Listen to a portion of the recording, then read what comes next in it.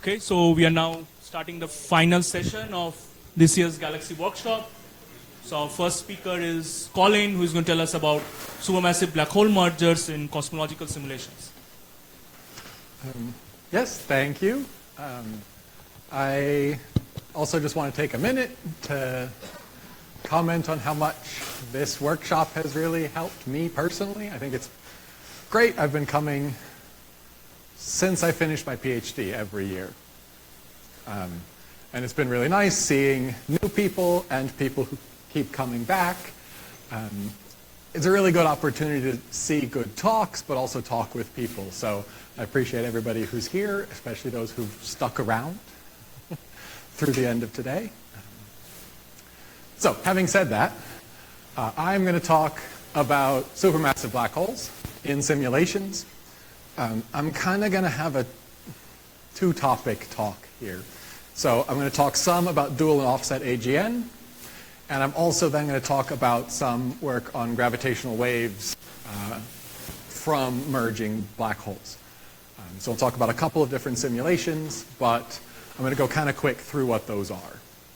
So hopefully at this point everyone is aware that black hole mergers are both interesting and important. And simulations provide a really good way of actually studying them because we get a good statistical population. I will say with LIGO and soon with LISA, we have good statistical populations of information about black hole mergers. But most of what I look at are supermassive black holes, so in preparation for LISA, we need to do something to figure out what to expect. And simulations make for a really good way of doing that. Now, simulations also have flaws. I think everyone knows that. Everybody always does their best to fix those flaws, and people do them in different ways. One thing that I'm going to comment on is infall time. So when you have two galaxies merge, both galaxies had a black hole in it, how long does it take for those two black holes to come together and actually merge and emit gravitational waves? So one of the things a lot of simulations have done in the past, and more going away from this direction, which is a good thing, but is just repositioning. So you just move the black hole towards the direction of the potential minimum, which is not a physical process, it's a numerical one, and that leads to black holes often moving to the center of galaxies too quickly, and mergers happen too quickly. And so expectations on how much longer should it take, you can ignore three of those panels. So this is something from Marta Volonteri's work.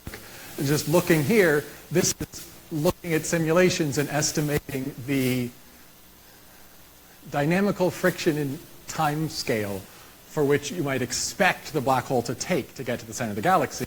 And if you'll notice, this is scale measured in gigayears. So now, obviously, this is an approximation because it's looking at post-processing a simulation. But this is not an issue of, okay, maybe it's a couple million years too quick. It has the potential to be a lot. And so I had a couple of undergraduate students who did a project a couple years ago looking at this. I don't want to spend too long on this bit, it's just a little bit of motivation. But essentially, this is looking at merger rates as a function of redshift. And the red curve is showing what Illustris predicted, just plain old Illustris being there.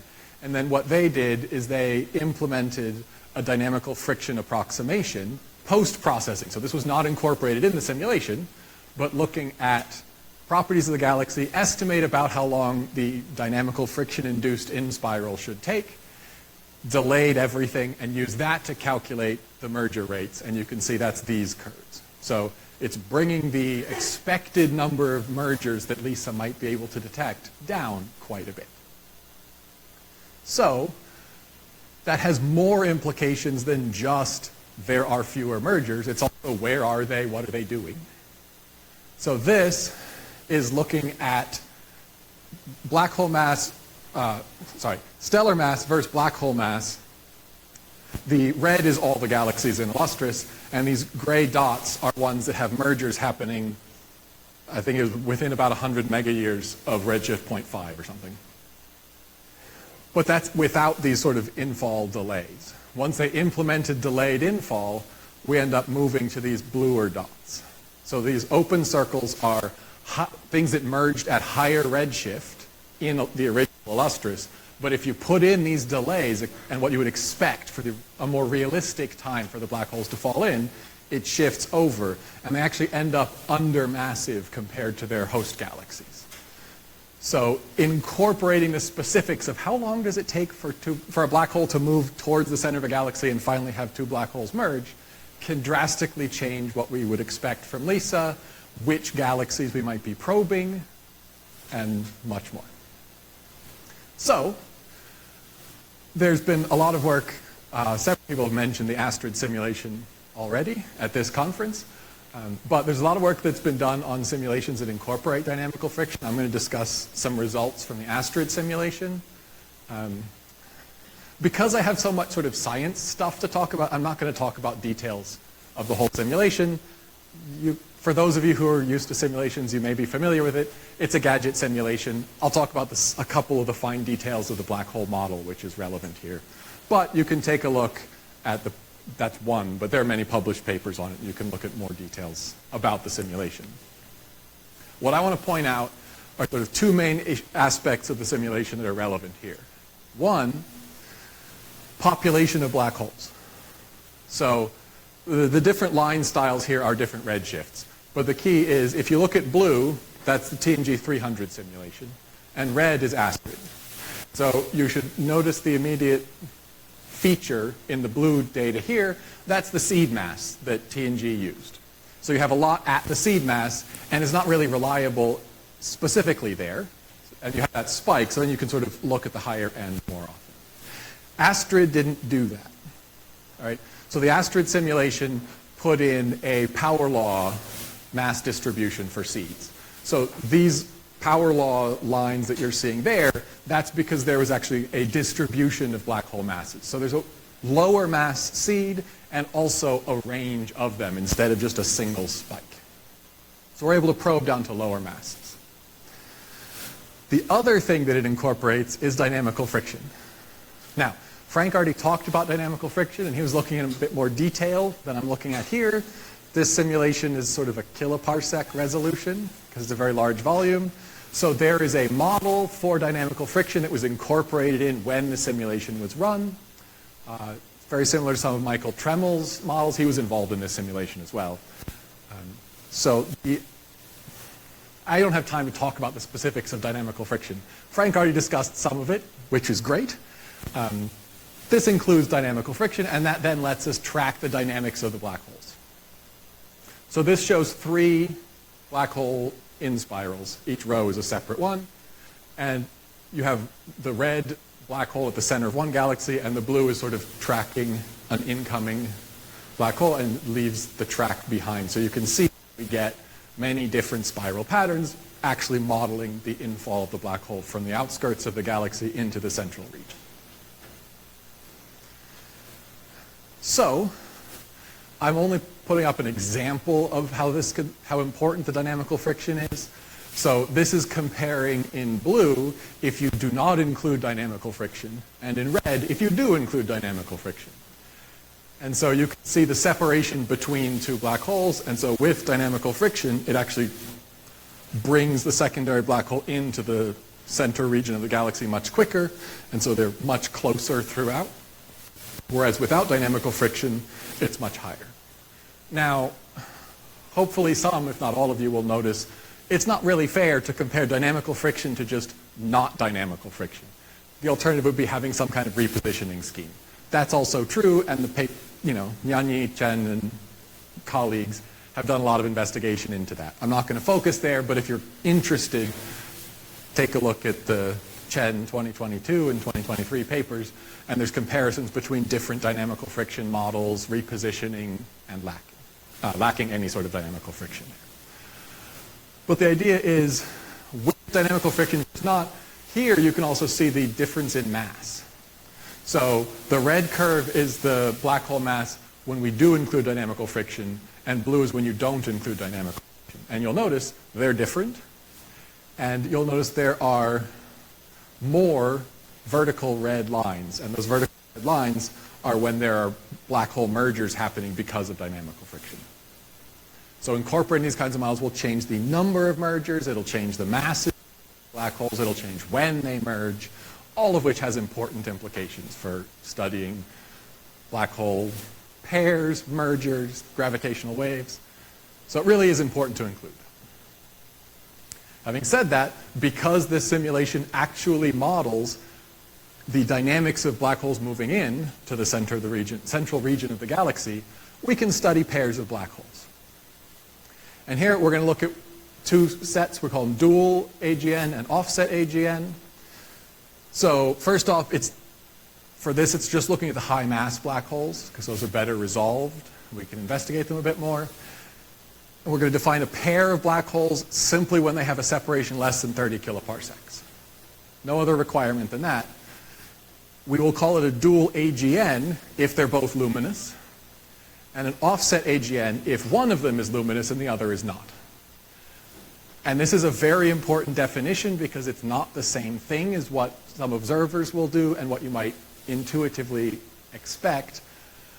Here we will call something an offset AGN even if it's at the center of the galaxy, which sounds counterintuitive. But the idea is saying you have a pair of black holes very close to each other, but only one of them is active. That's how we're defining offset. In many cases, it is offset from the galaxy center, but I just want to make that definition clear. So we can look at how many there are, and I've got here, this is comparing with some other simulations. You can see the solid lines are dual AGN, the dashed line is offset AGN, so there are several percent of these total black holes are found in either dual or offset cases. There's some redshift evolution there. This is mainly just saying the simulations are somewhat in agreement with some of this. What I really want to talk about in a little bit more detail is what happens to these things, these pairs. So here we have an example of dual AGN. We are tracking it here. You can see the masses, and what you see is you have what was initially the larger black hole, doesn't really grow very much. And what was initially smaller, once it gets close in, it's a dual AGN, which means they're both luminous, which means they're both accreting. So the smaller black hole ends up accreting quite efficiently and actually brings it up. When they finally merge together, they're actually very similar in mass, even though they started an order of magnitude different. So yeah, that's just marking where they sort of overtake.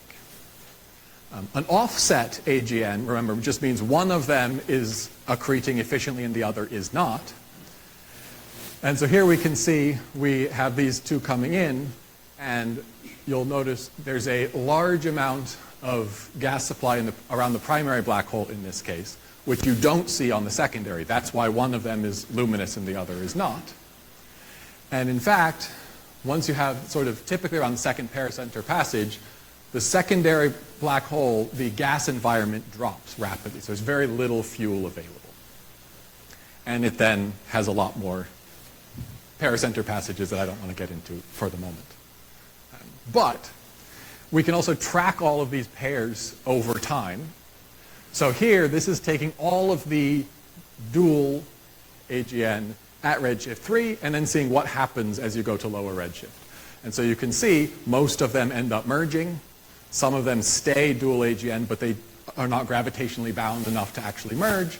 And very few of them end up offset, where one of them stops growing efficiently. You can also track that back in time and see where they came from. They come from not being a pair, eventually become a pair, and merge. So most of these dual AGN merge if they're both in the same galaxy. But the simulation, we also see there are ones where we have close pairs of AGN, but they're actually in different galaxies that are passing by each other. In that case, very often they don't end up merging. We also look at the overall activity of these AGN. This is a little bit tricky to read, but if you just look at these colored lines, the black line is the Eddington ratio distribution before the two black holes encounter each other. The left panel is for the larger black hole, right panel is the small. And as you go from black to dark blue to the sort of darker cyan to the lighter one, that's after the first, second, and third paracenter passages. And so what you see is in the case of dual AGN, they are shifting to become more luminous overall. And it's similar for the primary black hole in an offset, but if you look at the secondary black hole in the offset at the end, it's actually starting quite relatively high Eddington ratio, and it shifts to be very low Eddington ratio. And so this is because there's a lot of gas stripping happening. Now, that sort of shows how important it is to incorporate the motion of the black holes and see what we can expect to observe with electromagnetic observations. But I also want to talk about gravitational waves. And I'm going to skip past a couple of things because I don't want to get into a lot of detail, but I'll show them just in case someone wants to talk to me later, which is I've looked at the actual rates of gravitational wave emission in TNG and Astrid, compared them based on the mass scales and what kind of LISA signal we should get. There's a lot of information there. If you want to talk about that, talk to me after. What I want to finish with is some work on investigating the gravitational waves themselves, because I want to credit Tirta here. He's an undergraduate who's been working with me. So all the plots I'm going to show next are ones he has made himself. I put larger axis labels on in the PowerPoint here. But these are all his plots that he's been investigating using gravitational wave analysis tools. Okay, this doesn't use gravitational wave analysis. This is just the raw rate of mergers in the TNG simulation. But from that, he has then looked at what gravitational wave signals LISA should expect to observe. And so he's looked at it if you assume the black holes have no spin, because TNG simulation doesn't include spin. And he's then compared that to what happens if you then somewhat arbitrarily assign a higher spin value. And this color coding just shows how much of a difference does the spin make. And as you can see, it makes a bit of a difference when you have really big black holes that LISA can't detect very well anyway. But otherwise, incorporating the spin value doesn't have a huge change on whether or not these mergers are detectable. He has also looked at when they become detectable. So this is just a single example of what he put in to test. But if you model when you start taking your observations, when you stop. And so if you stop a week before the merger actually happens, very often these are detectable still. And so if you look, this is typical signal-to-noise ratios for the mergers if you assume LISA is detecting up until they actually merge. This, which doesn't look as nice, but is what happens if you can, which mergers you can identify a week before they actually merge. So this is suggesting there are a decent number of mergers which LISA should be able to identify through gravitational waves before they actually merge. And he's now continuing to look at some dwarf zoom-in galaxies as well, tracking how smaller mass black holes and their mergers would be detectable as well. So that's all I have time for, and I know I had to run through some of that quite quickly, so I'm around all afternoon. I'd love to talk to people in more details. I'll leave my conclusions here, but my main points are using dynamical friction to really track black hole behavior is really important. Once you do that, you have a lot of information on pairs of black holes and also what will happen with gravitational waves and what LISA should be able to detect in the moderate to near future. Thank you very much. Okay, thanks, Colin. We have time for maybe one question while the next speaker sits up. Thanks. That was very informative. So I was wondering, would you be able to use Astra to not really predict, but like calculate the expected gravitational wave background signal? Okay, short answer, yes, kind of. So the problem with using most of these large simulations is LISA is most sensitive to low mass mergers, low mass in the context of cosmological simulation. So Astra does better than TNG because of mass seeds, but you're still going to run into some issues with that. So there are predictions for some of the gravitational wave backgrounds, but it's always the caveat of based on what we can fully resolve here.